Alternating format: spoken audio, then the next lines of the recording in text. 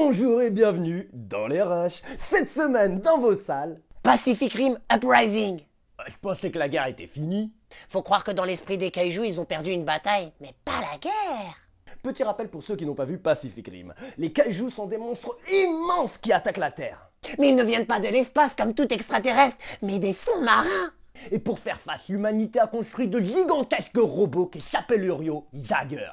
Ça, c'est pour la première partie. Et pour cette seconde partie, on suit Jack Pentecost. A-t-il un lien de parenté avec Stacker Pentecost, le héros qui s'est sacrifié pour l'humanité? Mais apparemment, ça n'a servi à rien. Jack, c'est son fils. Prêt à prendre le flambeau. Bah, pas vraiment, il a abandonné l'entraînement.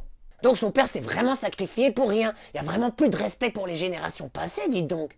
Mais voilà qu'une menace bien plus balèze que la précédente fait son apparition. Mais Jack se voit obligé de suivre les cours du soir pour pallier ses absences afin d'intégrer... Non, on n'a pas le temps. Ouais, c'est encore Piston et compagnie. Aux côtés de sa sœur, Donc c'est une entreprise familiale?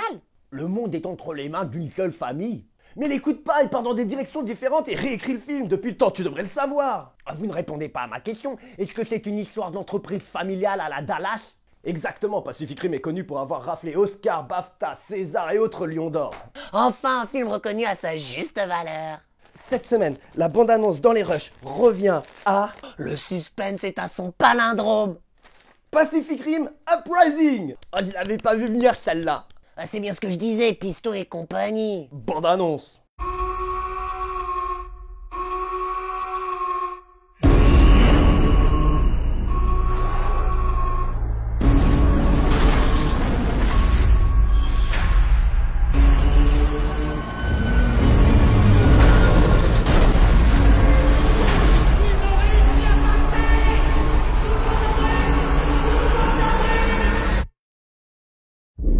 Nous sommes nés dans un monde en guerre. Entre les monstres qui détruisaient nos villes et les monstres que nous avions créés pour les arrêter. Nous pensions avoir fait assez de sacrifices.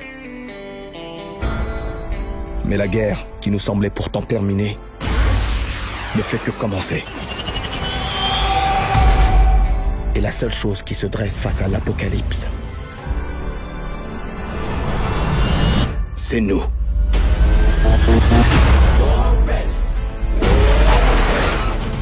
Peu importe d'où vous venez, qui a cru en vous ou non. Ce moment nous appartient, nous pouvons changer le cours des choses. Maintenant, à nous de jouer. C'est ça que je veux!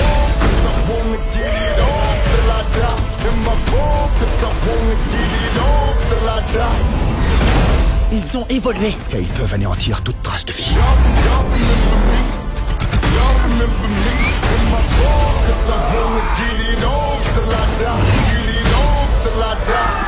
Je pense que je pourrais m'y faire. Il faut que je vous montre quelque chose.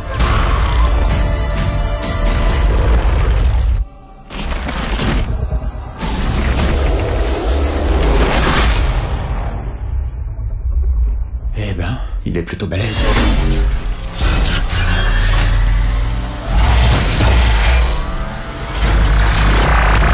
Balance-lui tout ce que t'as.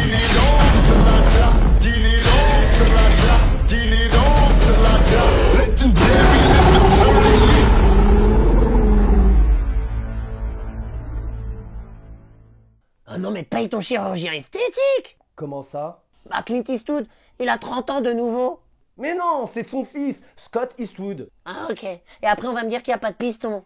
Oh, ils sont trop similaires à mon goût. J'opte plutôt pour du clonage. Cette semaine, nous avons aussi la finale. De quoi? Basket. Ok, je suis paré. Me too. Me three. Donc ça se passe aux US. Non, en France. Pour une finale de basket, t'es pas crédible. C'est JB qui veut monter à Paris pour disputer la finale de basket. Lâche l'affaire, je la cautionne pas ton histoire. Mais voilà que ses parents lui demandent de babysitter son Petit frère, grand-père. relis-toi. Non, je t'assure, il doit garder son grand-père. Mais pourquoi on a inventé des maisons de retraite alors? C'était dans les rushs. Le temps que je retrouve de la sensibilité, je vous dis see you next time. Hey les Lakers!